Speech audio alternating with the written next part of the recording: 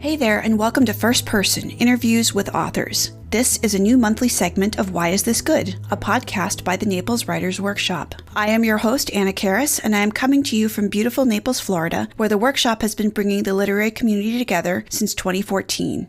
First Person is a podcast where we worm our way inside an author's gray matter to see what makes them tick. Along the way, we'll discover useful nuggets on the creative process, writing techniques and rituals, plus get inside information on projects on which the author is currently working. This month, the inaugural podcast, I am so excited to have one of my favorite authors working today, Benjamin Percy. He is the author of 5 novels, the newest released just this month, The Ninth Metal. He also has written 3 books of short stories and a book of essays on writing. His stories and essays have appeared in many publications such as GQ and the New York Times. His work has been read and performed on NPR and at Symphony Space, and he has been published in such illustrious literary publications as the Paris Review, McSweeney's, Plowshares, Glimmer Train, and Tin House. Author James Lee Burke says Benjamin Percy is one of the most gifted and versatile writers to appear in American publishing in years. His prose has the masculine power of Ernest Hemingway's, but also the sensibilities and compassion of Eudora Welty. His writing is like the meeting of Shakespeare and rock and roll. Benjamin Percy knows how to keep it in E major, and what a ride is. Welcome, Benjamin Percy. Hey, thanks so much for having me on. I've been following your career since I first met you at the Sanibel Island Writers Conference. I think it must have been 2013. I think that was the year you were there. That sounds about right. I can't wait to get back. You have a brand new book that is out, The Ninth Metal. Came out June 1st. So tell me a little bit about what it's all about.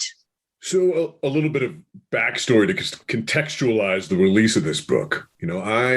I wanted to upend the book industry in a way. So here is how a comic comes out. A comic comes out first as a floppy issue, right, that costs $2.99. When 5 of those release, they're then collected into a trade paperback that might sell for $10.99. Later on, it's collected probably with a few other trades as a deluxe hardcover with bonus material. And this makes sense to me because you create word of mouth through a cheap product and later on create a collector's item. And when you do this, it generates enthusiasm over time in a way that the book industry, I think right now is sort of got things backwards. You put out this hardcover book that costs sometimes $36. And if I, as somebody who is in the industry, am hesitant sometimes to pick one of these up, how do other people feel? I think that you need to put out paperbacks first and later on produce something that is more of a collector's item, a more exclusive, hardcover edition. So I pitch these books, from a marketing platform, not just their content, but the way in which they would be released. I wanted them to come out in quick succession as paperbacks and later on to be collected together in a deluxe hardcover omnibus edition that would contain art and short stories, ancillary short stories and such. And I also took into account attrition, right? If you think about how every sequel usually sells fewer copies than the original, this is not a trilogy. It's called the Comet Cycle. And all of these books they happen simultaneously. So you can read them in any order. And they sort of form concentric circles around themselves in the same way that a show like The Wire does. And another thing that informed this pitch is that I've been writing for DC Comics and I've been writing for Marvel Comics for several years now, since 2014. And it's a hell of a lot of fun to write Wolverine. It's a hell of a lot of fun to write Batman. But in a way, I'm giving away ideas because these characters don't belong to me. The Marvel Universe does not belong to me. So I am, in effect, creating through this Comet Cycle my own DC or Marvel universe, my own sandbox to play in that is infinitely generative. This is not 3 books. 3 books are coming out. This could be 6 books, 9 books. It could be 20 books. And so in a way, it is, an age-old concept, right? There's a comet that comes streaking through the solar system, and it's a trigger event, right? We spin through the debris field, and it introduces new elements, new matter to our world, right? So it's a new dawn of heroes and villains. The laws of physics and biology and the geopolitical theater are upended.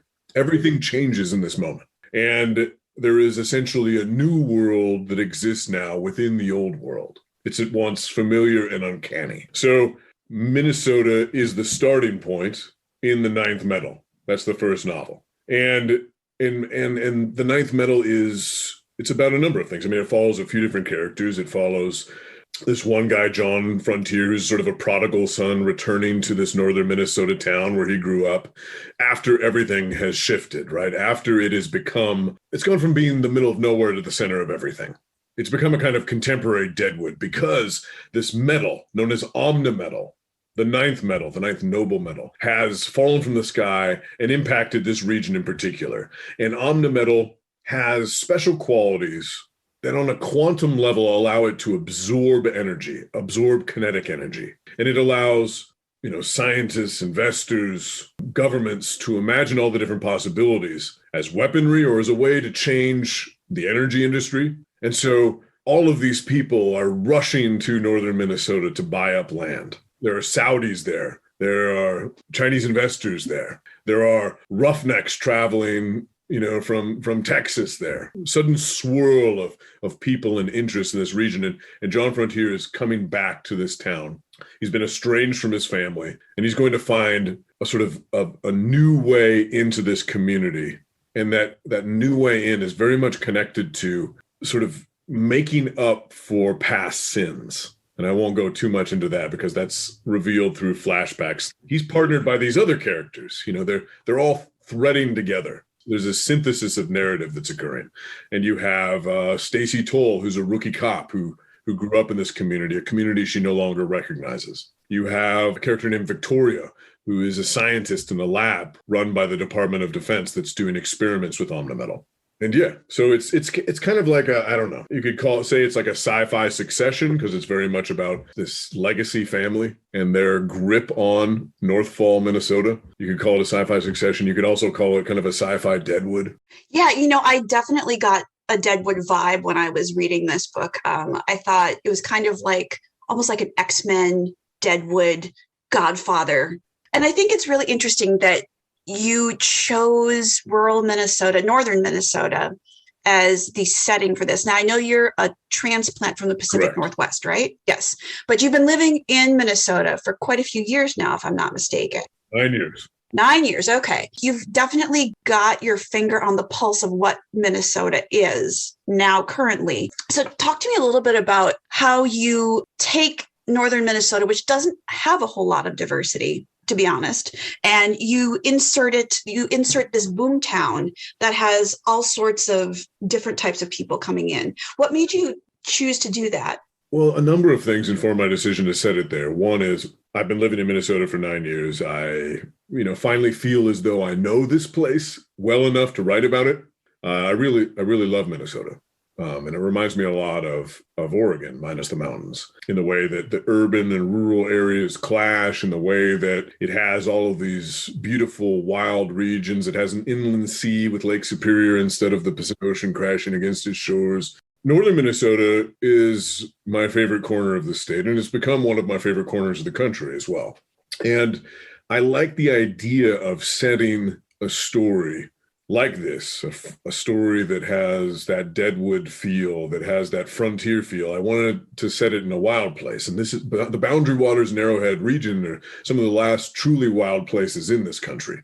I also like the idea of the Boundary Waters are a liminal space. So if you're thinking about this as a story that transcends this world, that brings in alien matter, it makes sense that it would happen in this place that is sort of geographically unsure who it belongs to. And also, northern Minnesota used to be the center of everything. This is where all the iron ore came for the steel industry. It was the primary source of it all. And all of these mining towns have died off. There's still taconite produced in northern Minnesota, but it's just not nearly the level it was. So you have all of this economic devastation up there and families that are still hanging on, but dreaming about how things used to be. And there's a lot of controversy about possible copper mines opening up in the Boundary Waters area. It's a constant discussion. And all of that interested me. All of that seemed like the perfect stage for drama. I also like that you use multiple third-person limited points of view in your story, where you take each chapter and tell it from a person's point of view. And you, like you said, you thread them all together. Is there a reason that you do this thing? Because I know you've done this in some other books that you've written too. It seems to be something that you're very fond of. Yeah, I like getting into the brain of the character and the voice of the character, but I don't want them to hijack control of the narrative. I still want to have that authorial control over them and marionette them. So by using that close third or that limited third, I'm able to sort of bend the narrative around their language, bend the narrative around their point of view while still piloting them. And there's something to be said about the suspense that you can generate by alternating points of view. You see this in stories and shows like Game of Thrones, where you drive towards some moment of emotional or physical peril, and then you cut away, and you don't cycle back to that character. Maybe it's Tyrion Lannister, who just got knocked off his horse in the middle of a battle, and an axe was coming towards his head. So then it's not for 50 pages that you come back to his story. And in the meantime, you're, tearing out your hair and about him, but you're also worried about this other character, and then this other character, and then this other character that you've accounted in the meantime. This turnstile of suspense is sort of the way in which I organize my novels. Well, it certainly works. And that is an interesting way for you to segue into my next question. Was you have really cinematic qualities in this book. And I think in a lot, most of your writing that you've done for fiction anyway, but the cinematic qualities in The Ninth Metal, I just want you to talk a little bit about genre fiction versus literary fiction and how you combine the two, because I know that you tell a hell of a tale here, and yet you do it in a very lyrical manner. And I really appreciate that. So talk to me. I know you've been thinking about this for a while. Yeah, I have. But at the same time, at this point, it's instinctive more than anything. But I grew up on genre fiction. I grew up on Stephen King and Agatha Christie novels. I grew up on Tom Clancy and Tony Hillerman. I grew up obsessed with Conan the Barbarian. Any book that had a dragon and a flaming sword on the cover, I would pull off the shelf at Walden Books and take home with me.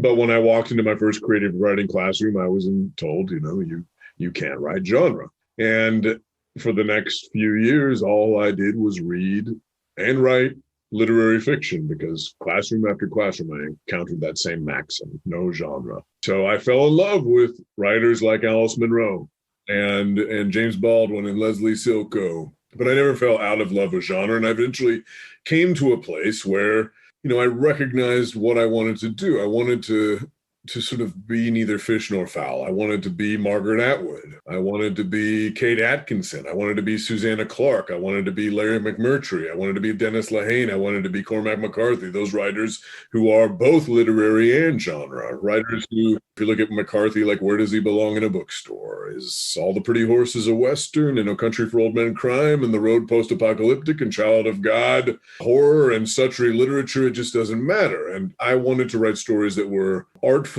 told and compulsively readable. And having worked now in comics, which emphasizes a thrill ride, especially, and forces you to be principally focused on tight, efficient structures. Not that you can't be artful and literary with it, but it's just, it has to grab its reader by the throat and not let go for those 20 pages to make sure that the geeks come back to the shop a month later. Having written in comics and having been equally obsessed my entire life with movies as much as novels, like, all of these things just are hardwired into my brain, or cross-wired in my brain, so that I almost don't think of them exclusively. I don't think of them as their own categories. I just think of how to tell the best story, no matter the medium. I think that is really awesome. And I wish that more, I guess, MFA programs would get into that a little bit more. Do you have an MFA? I don't know. I do. And I think that the tide has shifted a little bit. I travel, or I did travel pre-COVID. I assume we'll start up again in the next year or so. But I used to pop around the country and visit campuses and festivals. And some programs actually have really embraced what you might call slipstream fiction. Some outright embrace genre. I know that the Nevada Reno program does. But you see a lot more work by writers like Karen Russell, Carmen Maria Machado, taught in programs, and they're writing stories that feature werewolves. They're writing stories that are like Kevin Brockmeyer will write a story about ghosts, and that was not allowed when I first started off. I think that writers like Karen and Michael Chabon and continued rise of Margaret Atwood and Jonathan Lethem and George Saunders and so on, like they've sort of all been kicking down fences. But I still encounter the occasional campus where, like, I remember I won't name the campus, but I went there to do a reading, and one of the faculty members would not attend my reading because they thought that I was a sellout. Oh, my goodness. Wow. Okay.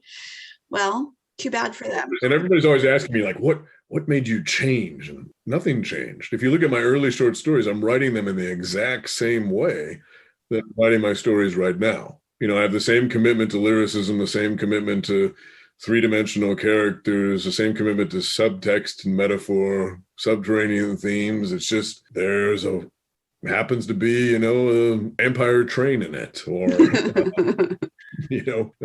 zombie ninjas or whatever. I actually have not written about those things, but I should. The subject matter might have shifted slightly, but the lens through which I approach fiction has not.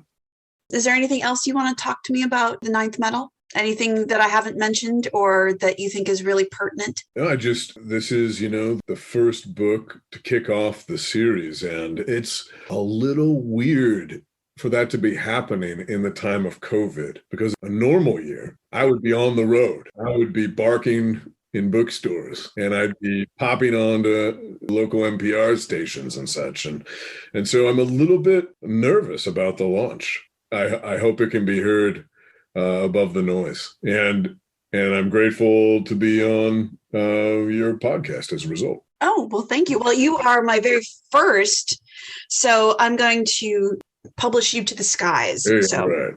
Yeah. So let's talk a little bit about craft in general, and tell me a little bit about your road to publication and how you got started writing. What made you want to become a writer, and how you found yourself as a published author?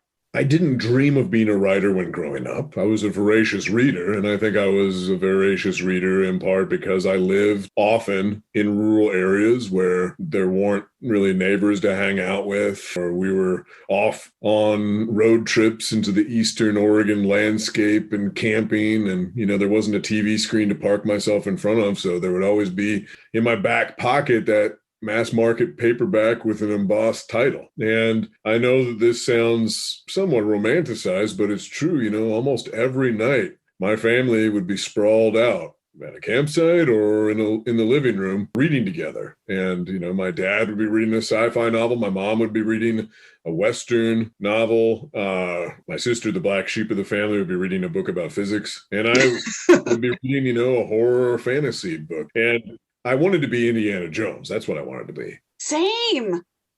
So I had a fedora. In fifth grade, I had an adult size fedora. I had, Actually went and got a bachelor's degree in anthropology, but that's another story. Well, that's what I wanted to do. I even before I got into college, I had done a dig with the University of Oregon. They let me join them for a summer as a high school student, excavating a Paiute village in the Christmas Valley region of Oregon. I did another summer mapping out rock art sites throughout Oregon. And anyways, by the time I got into college, I sort of realized that it wasn't actually my thing, that I had more of that romanticized fantasy in my head, and there were no Nazis to do battle with. There were no rolling boulders or beautiful women or lost arks of the covenant or anything else. It was just me and a trowel and scraping through inch after inch of dirt. And the highlight of the day was finding a bone chip.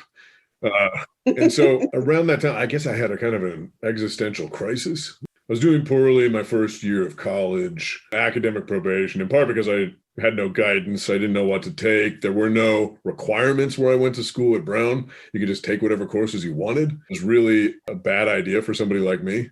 So I was like, I'll take digital security. I took this course that required coding knowledge, and I had no idea how to code. I failed that class. I remember being on academic probation and visiting my counselor, who also happened to be the professor who failed me in that digital security course, and asking for advice, like, what am I supposed to do? And he said, well, not everybody has the guts to say this, but college isn't for everybody. Oh, so okay. He basically said you should drop out. Nice. I remember standing up and just leaving his office and just feeling throat was jammed up with poison, felt terrible, felt like a failure. But he called out to me as I left the room and he said, it's so weird that you are doing this poorly because your application essay was the best I'd ever read. And so that stuck with me. That summer I ended up working for Glacier National Park, and I was a gardener there, and I was thinking about just dropping out of college or taking a year off. During that time, I started to journal. I started to flirt with poetry and wrote a few songs, and scratched down images that I later used in stories. And I also met my, then girlfriend, now wife, and I was writing poems for her, and she said, you should be a writer. And I was basically like, okay. So when I went back to school, I ended up switching my major. I ditched that counselor, got another one. Good idea. And in a way, that counselor, who's a professor named Dr. James Head at Brown, he's involved with a lot of the Mars stuff, like super smart guy. But he's like, you know what? I was on academic probation my freshman year too. And they actually kicked me off campus, and I just called it my first sabbatical. He's like, do not drop out or I will kick your ass.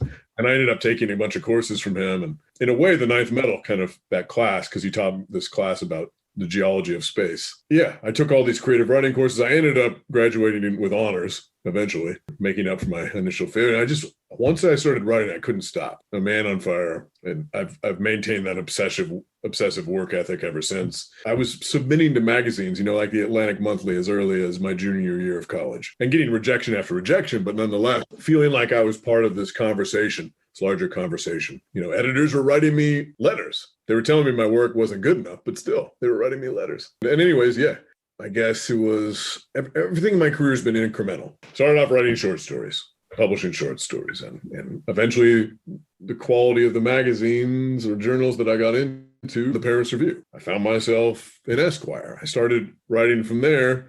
After getting into Esquire, I started to write journalism for them as well. And then incrementally, other magazines started asking me to write for them. Time, GQ, Men's Journal, Outside. And from there, I've started publishing novels. And once I started publishing novels, I was able to break into comics. And once I broke into comics, I got a job writing these audio drama podcasts. Once I got those audio drama podcasts, which are essentially TV shows you stick in your ear, I got more and more work in TV and film. It's all been a matter of just hearing no a lot, ignoring that, pressing onward, expanding sort of my aesthetic, my arsenal, however you want to refer to it, moving into other mediums, learning new tricks. I guess you could say that I consider myself not a novelist or an essayist or a short story writer or a comics writer or a podcast writer or a screenwriter. I just consider myself a storyteller. Perfect. I think that encompasses everything. You did do some teaching, I believe. Were you at St. Olaf or Carleton? Yeah, I taught for about 10 years, I guess. My first gig was as a visiting professor at Marquette University. I went from there for a year to University of Wisconsin, Stevens Point. I then got a great job at Iowa State University in their MFA program. And during that time, I was also visiting faculty at the University of Iowa Writers Workshop. And then, I had a big hit. I had a breakout novel called Red Moon come out. That was about when I met you, I think. Yeah, probably right. About 2015. And that opened the door to me stepping away from teaching. And I enjoyed teaching, but teaching was never the goal for me. I wanted to be a writer. And so Red Moon allowed for me to transition out of it. And a lot of people told me, do not quit teaching. You're an idiot. Because I got tenure and then I quit. And I did go up to St. Olaf and do just a 2-year limited thing as I moved up here to sort of transition out of it. They denied somebody else tenure here. And so they had this window for 2 years. And so I came up and I was a writer in residence for 2 years and then said goodbye. And it was, from a business decision, it's the best choice I possibly could have made. It allowed for me to just spend 8 hours, sometimes 10 hours, sometimes if I'm on deadline, 14 hours to 16 hours, unfortunately, a day, hammering the keyboard. Yeah, I've been busy, and it doesn't feel like work. I mean, sometimes it's exhausting, but it still feels like you're living the dream, man. I don't take it for granted every day, in part because I work my ass off. I still work my ass off, but I really worked my ass off early on when I was, teaching, where I had, 4 different preps and thousands of pages to grade and an infant son and student loan debt. And I was like making a pot of coffee at 11 p.m. and writing until 3 a.m. and waking up at 9 a.m. to prep and doing that over and over and over again. Like, thankfully, the hard work is paid off, and I appreciate it every day when I do. Well, I mentioned teaching because you do have a collection of essays called Thrill Me, which talks about writing in general. And there is one in there. There's one essay in there that you had when you came to the Sanibel Island Writers Conference. You talked about it was about talking about Rubens versus ninjas. Do you want to tell us a little bit about that?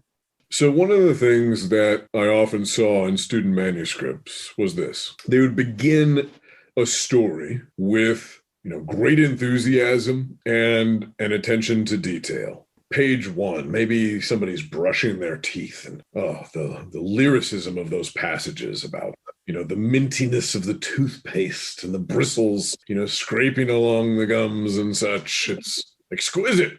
But then you get to like page 2 or 3, and the person has had their breakfast and dressed themselves and driven down the highway to work and blah, blah, blah, blah, blah. And then the writer starts to get tired, and maybe the character in the story is then fired from work, which is really the most important scene in the story. That's the moment when everything changes for them. That's the thing that kicks off all the conflict. They're fired. And that moment when they're fired, it was just a paragraph.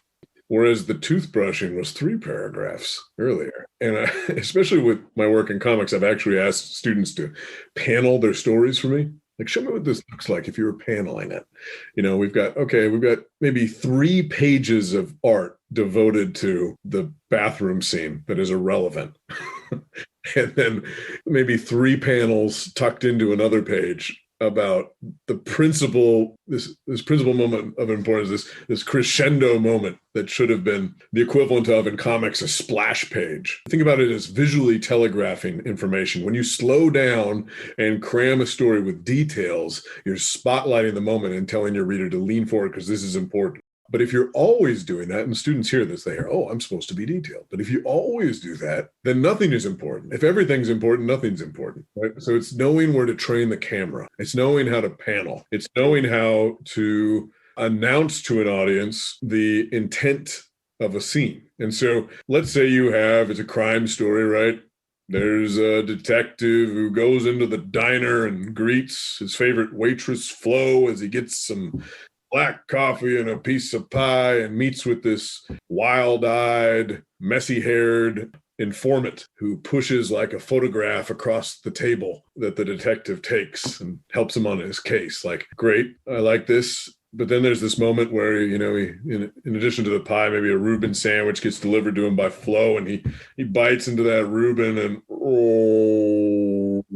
so good. Slows down the pastrami and the sauerkraut and the rye bread and blah, blah, blah, blah, blah, blah, blah. We've got the equivalent of like the toothbrushing scene from earlier described. Whereas what you really want to hit is the moment when the detective, using that photograph and whatever other clues, he's kicks down the door of the warehouse and goes cartwheeling through it with his Glocks blazing and takes down the ninjas lying in wait in order to save the kid who's duct taped to the chair in the corner or whatever. That moment should be like 10 pages if you're writing a novel, or 10 minutes if you're making a movie. And so what I'm trying to say is forget the Reuben and focus on the ninjas. Figure out where the ninjas are in your story. Now, I'm talking to you and I'm seeing you on camera, but of course our listeners can't see you, but you're in your office. Tell me about your personal writing space and how you have it set up and what is particular about it that means a lot to you. I'm not too fussy with my surroundings. I'm not facing a window even, which I know some people are just completely horrified by. But I just go into what my kids refer to as my dungeon every day. You know, it's a long commute down the stairs into the basement, cup of coffee steaming in my hand, and I get hammered about from 7:30 to 4 o'clock every day is my standard. That can change, of course, depending on what I have to do. But I've got comic art, original comic art up on the walls in front of me. Adam Kubert and Josh Cassara and JP Leone and MK Perker, you know, stuff from Wolverine, stuff from Batman, art from Red Moon that was done. I've got a bunch of taxidermy around me, everything from a stuffed bat to tarantulas and lunamoths and centipedes and scorpions, praying mantis. I've got swords, Wolverine claws, and I guess I'm surrounded by nostalgic items and comforting items and items that reflect my warped brain. And then over to my left here is a closet, and the previous owner of this house was a hobby photographer, and that was his dark room. And so in the dark room, appropriately, I hang up my ideas. Okay. Tell me a little bit about that, because I know you've said before that you have like a big space where you tack up things on the wall. Yeah, and that's it. And I've got articles tacked up on the walls, and they're clustered according to different things. You know, I've got like a cluster right now going for CRISPR and genomic sequencing. I've got something up there. I've got a cluster of articles on AI and terraforming. And I've got, you know, I've also got stuff like just ideas, just basic ideas listed. I've got other pieces of paper that are characters I'd like to write. I don't know where they'll end up. Just character names and ideas for personalities. I've got a piece of paper on set pieces. So just like big action sequences that I've already imagined. I don't know where they'll fit. So instead of having a writer's notebook, you basically have a closet. I have a closet. I have a dark room. And I also have these scrolls where I map out the novels and the screenplays that I'm going to write. Oh, yeah. That's like a really big piece of paper. So you can. Yeah. I mean, I've got one right here I haven't hung up yet. Oh, yeah. Typically what I do is, you know, I think about a book for a year or more before I write it. And it starts off as, you know, a scroll. And on the left side, I have character bios. And once I figure out who they are, I know what they want. And once I figure out what they want, I can put obstacles in the way of that desire, the first stirrings of plot. So on the left side are the characters, and then each character has a plot line. This is all hazily written, you know. I know I want the character to end up here. I know they want the character to then have this happen to them and this. I don't have every single thing figured out, but I have their arc figured out. And then if I'm looking at this thing, and I don't know what kind of brain you have, but I can't keep it all in my head if I'm writing a novel. So it's important for me to have just this visual reminder and a way for me to just connect dots. That's an important part of my process. And you think of it as a blueprint, but the blueprint is written in pencil. Things can change, yes. And half the fun of getting from point A to point B is you never know what's going to happen. One way I've talked about it before is a constellation, where I know the brightest stars. You know, if you look at a constellation in the sky, it's maybe a scorpion, maybe somebody firing an arrow. You know, it's a figure, it's an image, and it has a story and a mythology around it. But there's all that dark space between the stars that you have to fill. That's sort of how I think of my outlines, where I have the bright stars in mind, and those dark spaces are where I improvise. Can you tell me a little bit about, I think in your book, Thrill Me, you talk about using the well of creativity and the ideas that you say don't save things, throw everything in there. Is that right? Yeah, you know, I learned this lesson early on. I was rationing out ideas. I remember, and back then I had a cork board next to my desk instead of a dark room. And I had all these things on my cork board, and I remember I would be like, okay, these 3 things will be in this story. These 3 things will be in that next story and such. And then I just got to a place where I felt like I was rutted. I felt like I was not taking that next leap. And I get this feeling every now and then. I'm like, I got to take things to the next level. And so what I did in that moment is I put in everything that I had. I just unloaded it all into one story. It ended up being 40 pages. Eventually it was edited down to 18, but that was a breakout short story. That was refresh. And so that story kicked things off in a big way. And I had just gone no holds barred. And for about a week, I was like, oh, I guess that's it. I got nothing else. But then the well filled back up. You can think of it as a well, or you can think of it as, you know, there's always more timber coming down the trail. If you're creative, there's always more coming. So you've written, like you said, you've been writing a lot for comics lately. You do Wolverine and Batman, and actually you're spanning the DC Marvel Well, no, I bridge there. kicked off my career with Batman. That was an auspicious debut, I realize. And the backstory on that is I had submitted over 40 pitches to DC and been rejected prior to that. And my break in to Batman. So from 2009 to 2014, I had been submitting comics ideas and getting shot down. But this editor, I'd met with him in New York when I was on book tour once. Like, he knew how passionate I was about comics. I grew up on comics. That's my formative reading experience. I can't even remember the first novel I read, but I can remember the first comic I read. And the Batman story that he accepted was a failed screenplay. I had sent a screenplay all around Hollywood. Everybody said no, but I was able to recognize something in the ruins in the same way that I recognized something in the ruins of that moment with my college counselor. I recognized a turn, a pivot. And so I put Batman into the story. I reframed it, and that was kicked off my comics career. And I got Green Arrow from there. I got Teen Titans from there, Nightwing. And then I left DC and went to Marvel. And I've been writing Wolverine and X-Force ever since. So what's the difference between, what kind of frame of mind do you have to be in to write comics as opposed to writing fiction? What's the difference? Comics are 20 pages, 5 to 7 scenes. They're not 18 pages. They're not 23 pages. They're 20 pages. And there are typically 5 to 7 scenes. There's an A plot, a B plot, a C plot, and a D plot. When, I think about comics, I think about what Terrence Hayes, the poet, said about the difference between free verse poetry and form poetry. Form poetry like a sonnet or a villanelle. And he says, it's cool if you can break dance, but it's badass if you can break dance in a straitjacket.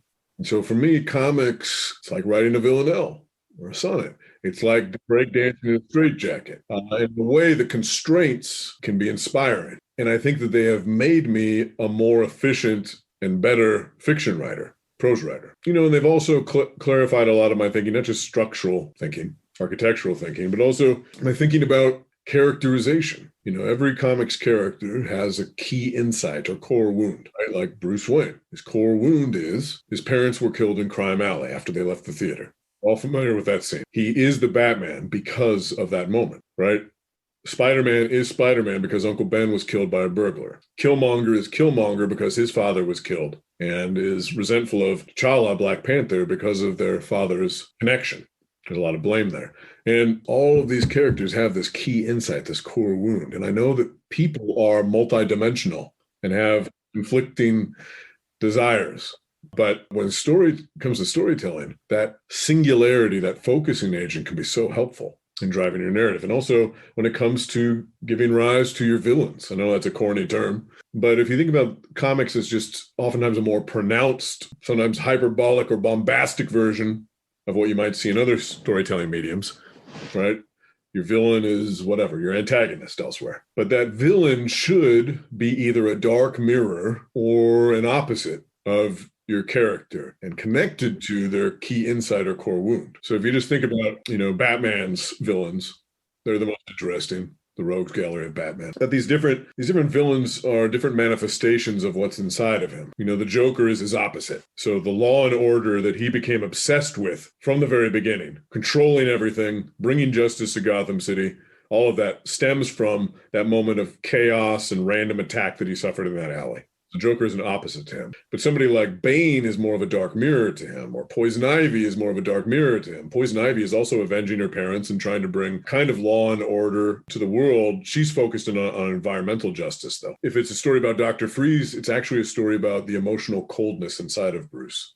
If it's a story about Scarecrow, it should be a story about the fear that he has learned to control and weaponize. It's a story about Two-Face. It should be a story ultimately about, is Bruce Wayne the mask and Batman the real man, or is Bruce Wayne the real man and Batman the mask? Comprehending the way that all these great villains are externalizations of internal conflict is really helpful when it comes to figuring out how you're going to even work on that 10-page short story you might publish in the Sewanee Review.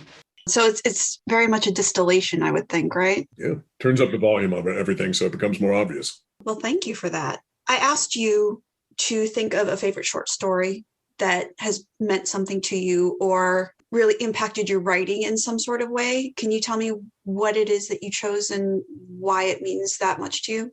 Well, this connects to a writing exercise that I would give my students. So I'm just going to point out this short story because it helped me. And I'm not saying this is the short story you should study.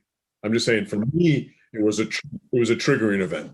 And so when I was in grad school, I was actually struggling with what I'm best at now, which is structure. And what I did was I started to reread stories that I admired. And so what I would do is, and I started with Flannery O'Connor's Everything That Rises Must Converge.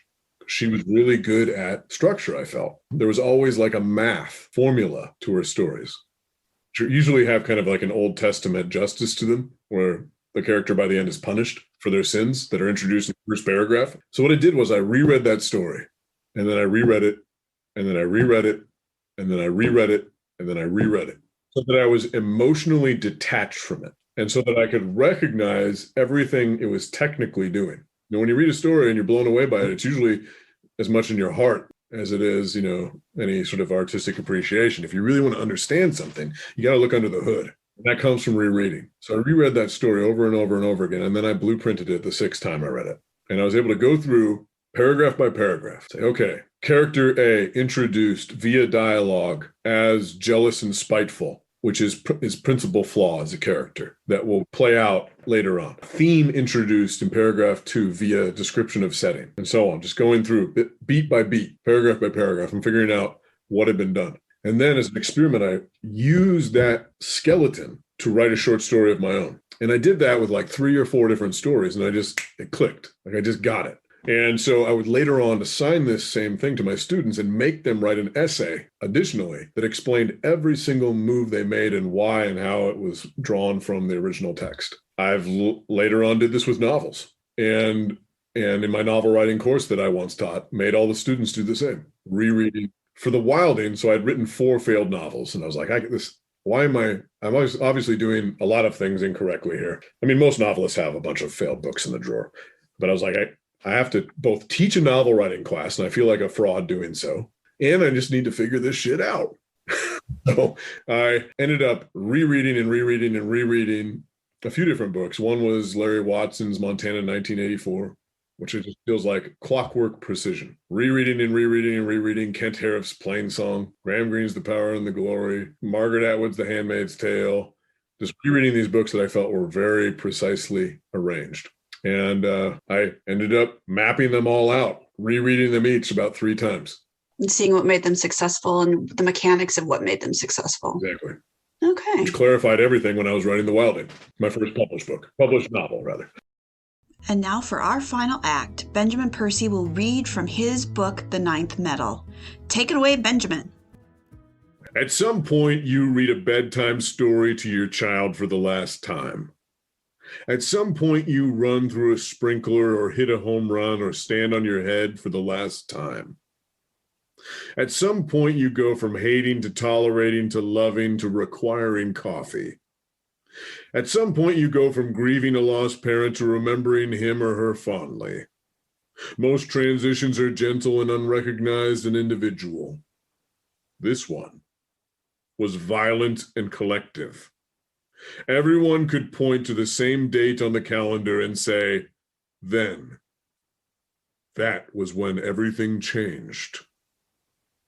In northern Minnesota, the night birds went silent. Worms and salamanders twisted out of the dirt. Cats yowled in yards and dogs whimpered under beds. Some people suffered from sudden migraines, and others noticed their fillings tanging their mouths with the taste of metal, and others shook their cell phones and said, "Hello? Can you hear me?" And then the sky fell. The meteors, some the size of golf balls, hailed down one after the other, a constant fusillade. Some were as big as zeppelins and knuckled up huge mounds of earth spiked with woods. Trees splintered and caught fire as though struck by cannonballs. Silos opened up and spilled their grain in a hissing rush. Lakes splashed and chimneyed with steam. Houses vanished. A woman named Jessica Peterson was driving a semi north along Highway 1, hauling a tank full of milk. She leaned over the steering wheel, craning her neck to take in the sky. The radio fuzzed in and out country music, Bible-thumping preachers, news reports, a chaotic babble. She spun the dial until it settled on classic rock. The station was running a themed show, a comet countdown. David Bowie's Starman gave way to Zeppelin's Stairway to Heaven. A hula girl was anchored to the dash. The paint on her belly was worn away because Jessica liked to rub it for luck. And she rubbed it now, but it was too late for luck. She didn't see the meteor itself, only the crown of the fire-edged asphalt rising before her. A crater had opened in the road and she couldn't brake fast enough. The semi chunked over the lip of rubble and descended into the sudden pit. The grill struck the far side of it, and the semi accordioned with the doom and shriek of rent metal. The tires melted, and the milk glugged out of the fissured tank and formed a scalding pond that boiled and steamed. A man named Paul Weitz was washing dishes after dinner while his daughters watched television in the living room. They kept complaining about the quality of the picture, and he kept telling them, if it's so horrible, shut it off and get your butts to bed. He added more soap to suds up the water and scraped some dried yolk off a plate with his fingernail, and then noticed that the half and quarter full glasses on the counter beside him were trembling. Water shivered inside them. Their rims chimed against each other. He looked out the window in time to see the shining paths of a dozen or more meteors. He charged into the living room and scooped up his daughters with his soap-splattered hands just as the house began to shake. Holes opened in the ceiling and the floor. Cinders splintered the air. He dodged between columns of short-lived light, and when he glanced up, he could see rough patches of the sky. His daughters were screaming when he laid them in the bathtub and covered their body with his and said, "It's going to be okay. Daddy will keep you safe." Ken Pierce was out on Miners Lake in his V-Sport cruiser. He had a 6-pack of hams on ice in the cooler and a pole baited with a leech in the water. Fish probably wouldn't be biting this time of night, but what the hell? Here he was, waiting on the meteor shower to get going, so he might as well try his luck. When the sky began to streak and strobe, so did the reflective surface of the water, so he felt he was floating inside a globe of shaken stars.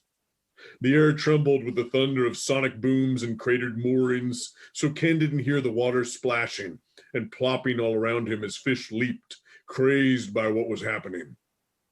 He spilled his beer when a walleye flopped onto his lap. One sunfish and then another smacked the deck. A trout arched over the railing and rattled directly into the ice-filled cooler. He didn't need his pole after all. And on a 400-acre lot 30 miles outside of North Fall, a quick succession of impacts pounded the earth. Not much remained of the Gundersons' maple forest, but scorched stumps and burning leaves. The displaced dirt had nudged the foundation of the house up on one side so it sat crookedly, but it was otherwise spared. Its windows had shattered. Some of the vinyl siding had melted. Bricks still fell from the chimney. Water gurgled from a broken pipe. One meteor hit close to the house and produced a splash of molten metal like a muddy wave of lava. And the little boy named Hawken was slammed by the final burning reach of it. He barely had time to throw up his arm before it struck him. His scream was silenced before it ever left his mouth. He went rolling across the lawn, cowled in red-hot metal. The lawn scorched and smoke beneath him. His clothes and hair were incinerated. He lay there for several minutes, his body tremoring, and the metal cooled to a silver sheen that slowly shrank to patches, like puddles drying in the sun before being absorbed into his skin entirely. He went still, and then he rose with a gasp, deep and hungry. He looked around at a landscape that was unrecognizable, all smoke and fire, and what looked like some hellish lake, a massive silver reach veined through with red. He ran then into the night. He had forgotten about the stranger with the shotgun. He had forgotten about his parents. He had forgotten his name. For the moment, he was nothing but fried nerve endings, and he had no plan except to escape the pain that seemed centered in this place. He would later be discovered, wandering naked down the middle of the highway with a blank look on his face. When asked what happened, he could only say, "The sky fell on me." Thank you very much, Benjamin Percy, for your reading of The Ninth Metal. So The Ninth Metal is released June 1st, and it is available wherever you buy books, but I want to give a special shout out to your favorite indie bookstore, which is Content Books here in Northfield, Minnesota. And if you order from their website, I will mail you a signed copy. Awesome. So I have mine on order already. Can't wait to get it. Yeah, I'll put the link in the show notes and a link to your website so people can learn out more about you. And thank you so much for taking the time today to talk to me. Hey, and thank you. I wish you nothing but great success with The Ninth Metal, and I can't wait for the next book in the cycle to come out. Yeah, it won't be too long, 6 months later. Really? Yeah. Good to know. All right. Well, we'll be looking for that. Okay. So thank you very much. Thank you. That will wrap up this month's episode of First Person Interviews with Authors. Next time we pop up in your feed, you'll be listening to your regular every other week segment where hosts Christine Gill and JC Bronstead deconstruct a short story looking for the elements that make it successful. I'll be back next month with another author interview. If you like our podcast, please consider leaving us a rating and review on Apple Podcasts. It will help other writers and literary types find us. Thanks for listening and keep on writing.